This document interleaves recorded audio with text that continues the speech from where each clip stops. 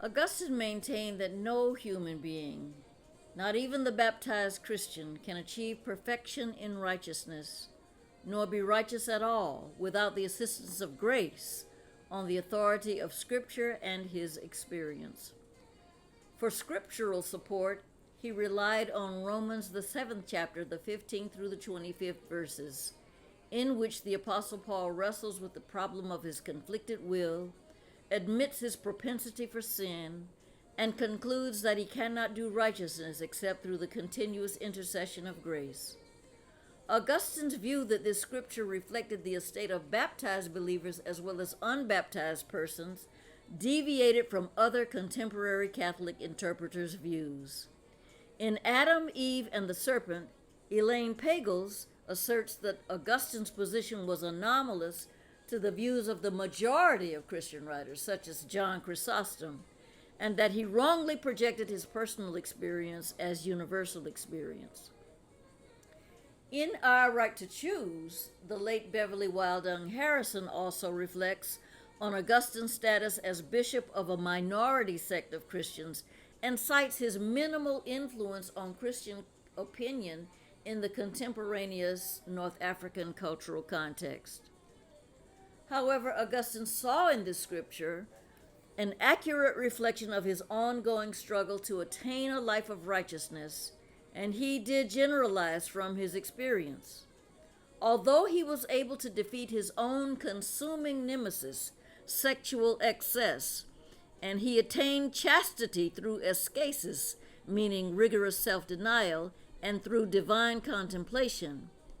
Nevertheless, he did not count this as evidence of his own righteousness, but rather credited the grace of God and the will of God to redeem him and all of humanity from whatever consumes and hinders the doing of righteousness and delectio in God. Righteousness achieved was not therefore the basis for sanctimony. Rather, his doctrine of sin provided a point of departure for the critical analysis of the radical reality, though not substance, of evil, and demonstrated the preeminence of God's grace in the lives of both believers and unbelievers. More pointedly, Augustine believed that all persons are actually existentially torn.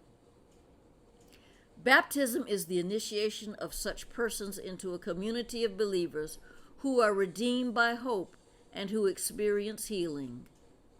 That community is the church, the inchoate city of God, whose redemption will be realized in the fulfillment of grace.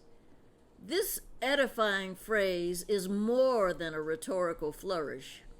It is Augustine's techno-theological terminology for the eschaton, known to many Christians as end times or end of days. A second corollary doctrine, then, that of predestination, is illuminated in Augustine's theology of sin and redemption.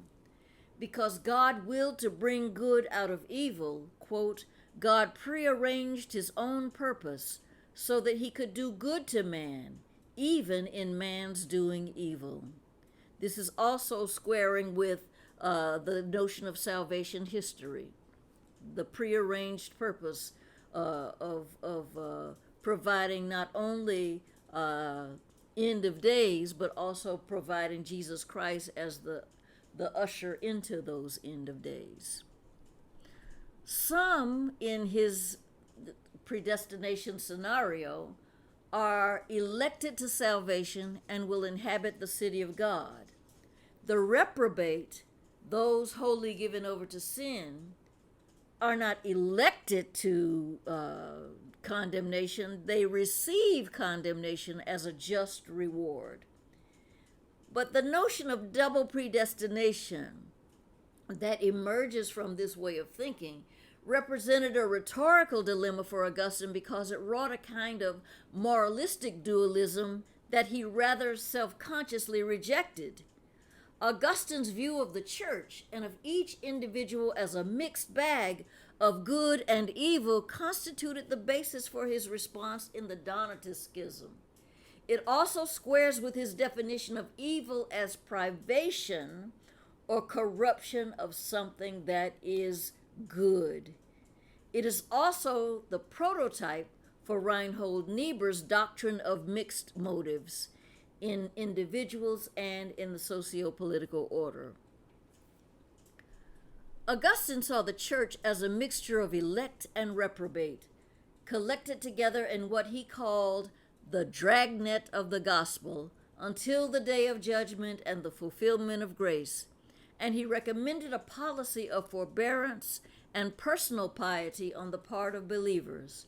Quote, "For all that, it is salutary for us to learn not to set great store by those things, whether good or bad, which as we see are common to good men and evil alike, but to seek instead those good things which are the special possession of good men, and to shun with particular care the bad things which are the distinctive property of evil men." End quote. To Augustine, the doctrine of predestination bespoke an ideal of justice inherent in his conception of God, who alone has authority to judge. For in him, quote, "there is the highest power, the highest wisdom, the highest justice, and in him there is no weakness, no unreason, no injustice." End quote. It was primarily articulated, the doctrine of predestination, to assure the elect that human transformation is possible despite humanity's propensity to sin.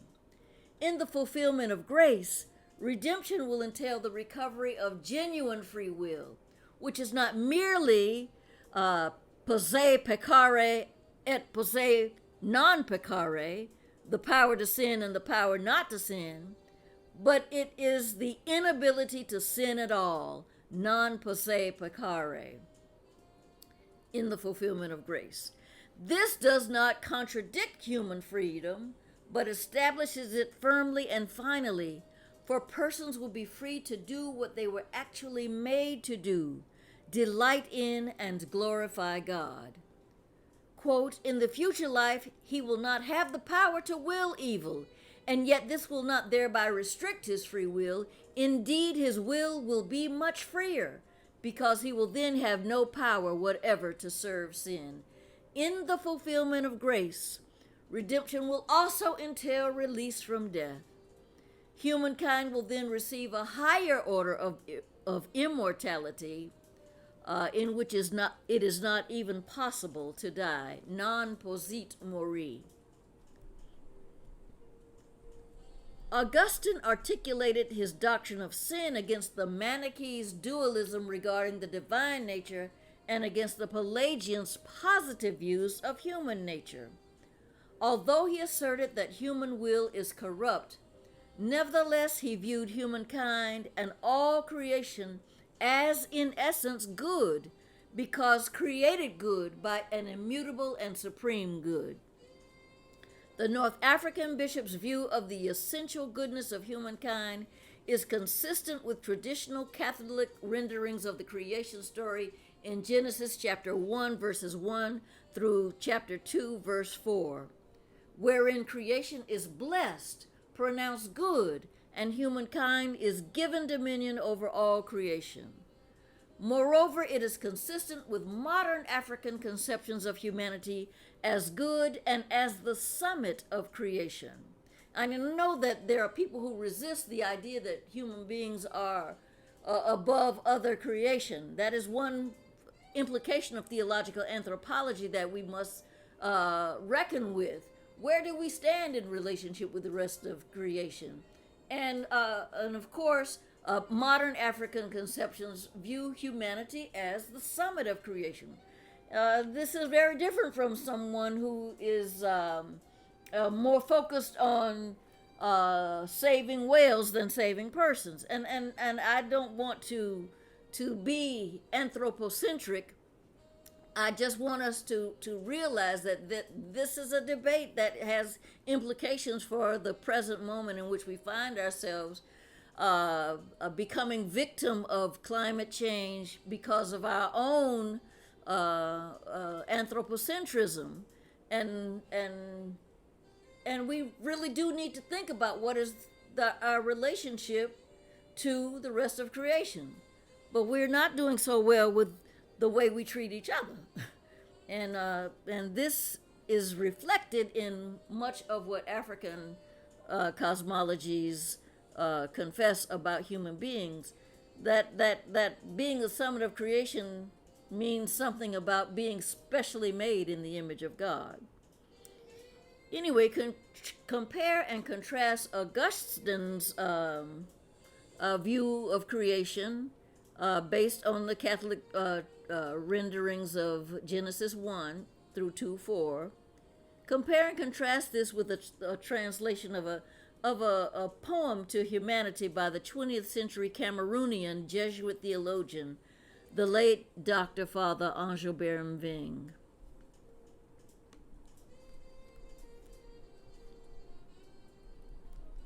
The human person appears throughout African tradition as an extremely complex reality. He, she, they are the recapitulation of the mystery of the world. He, she, they are the meeting point of all the tides of life coursing through the universe. The human being is that moment when the cosmos develops life and personality. The whole material universe is the infinite extension of his, her, and their corporeal wrapping. Humankind embodies the whole of time in the seed of history. They are the link between the ancestors and future generations. They set the rhythm of times and of seasons. They make it rain.